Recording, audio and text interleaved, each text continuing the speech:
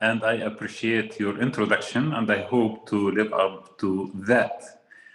The unfortunate situation we are in right now in the Arab world is not actually new. In my opinion, I would like to put forward the following thesis. The Arab state, as we have known it since independence, did not really go through long periods of stability. So we have that kind of inherent fear in it. Maybe we don't want to analyze that, but definitely it is related to the lack of legitimacy most of the time, and of course to the fact that it has failed to deliver to the population on both fronts, the domestic front and on the major issues related to the collective Arab identity, and especially to the Palestinian issue. So there is that kind of inherent problem between the state and the population.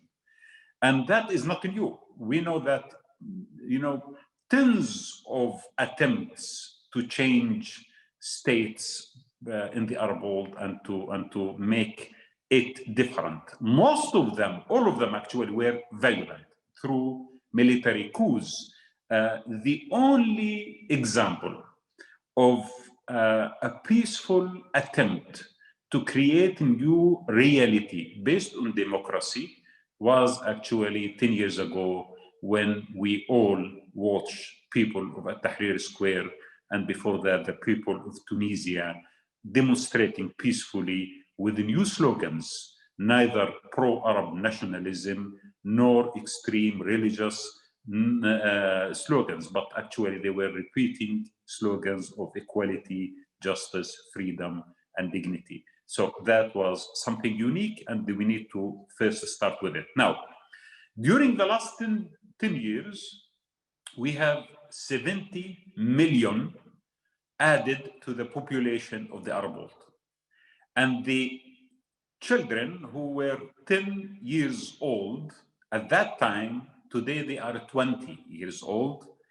And we expect in the year 2030 to have another 100, or to have 120 million added to the Arab population. So we have one of the highest population growth in the world, but also it is the highest youth unemployment in the world, at a rate of 36.5% based on International Trade Organization.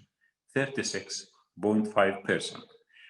Now, the current generation that has reached the age of employment has at this stage much worse chance of being employed than the generation of 2010, 2011 that triggered the Arab Spring, because all indicators in 2010, 2011 are much better than the current indicators, not only on unemployment and economic growth and freedom, but also on the level of awareness, because even the education level that we did enjoy 2010 is actually deteriorating, especially the high education in the universities, because the state is not capable of sponsoring more people going to the higher education, and the institutions themselves are decaying much worse than any other moment that we knew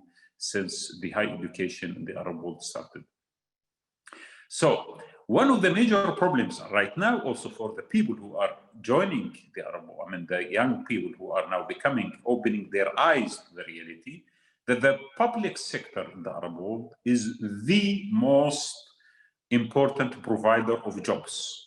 Actually, it is the world's largest provider of jobs in proportion to the total employment or employers. So basically, the public sphere as well, or the public sector, is shrinking because of the current economic crisis, which is not necessarily tied to Corona, although Corona has exaggerated it, but also tied to the corruption of the system, to the decay, to the civil strife, to the also failed state. Some of our countries now, we can easily classify them as failed states. So the economic contraction starts this year to 2020, actually, at 4.1% for the wealthy countries. But it is now up to 9.5% in countries like Iraq, that is producing oil, and it is up to 19.2% in Lebanon. So if you add all this to the burden of the state that's supposed to provide to the unemployed, then we are in front of a catastrophic situation. Now, this is not only what is happening in the Arab world. In 2020, we were actually trying to criticize Mubarak and everyone else because they had about 6,000 prisoners in jail because of political opinion. This is when 2011 happened. Today, we have much more than 60,000 in jail in Egypt. Most of them are those who have actually dreamt of democracy and freedom 10 years ago. And the counter-revolutions, when it happened in the Arab world, they found themselves in jail. So when you are in jail, basically you are disillusioned, you are defeated, but the new generation looking back at their models for freedom and democracy, sometimes at their leaders, sometimes at their even fathers or brothers, and so on and so forth. I don't want to predict what kind of feelings the new generation is going to have, what kind of frustration might explode in a moment, which, in my opinion, is becoming very close at this stage. So what I would like to say at the beginning of this conversation, we are in front of a situation in the Arab world where the status quo is not stable at all, but also it is extremely dangerous, not only in the Arab world, but also everywhere else, because you should not forget that the chaos that started in the Arab world and the waves of refugees changed actually Europe also to a large extent, the rise of right-wing and the elected new right-wing governments in many European countries and so on. So there is a new dynamic going to emerge in this region, much worse than what we have seen in the 2010. And it might be even more violent, because the fact that the peaceful demonstrations at the first phase of the Arab Spring up to the military intervention that happened in Syria and also in Libya, in my opinion, is right now seen as a naive dream of that old generation or 10 years ago generation. So I don't see the new thinking is going to be towards that kind of peaceful demonstrations and peaceful slogans. And I'm afraid of that, actually. And what is much more dangerous at this moment in time is the following.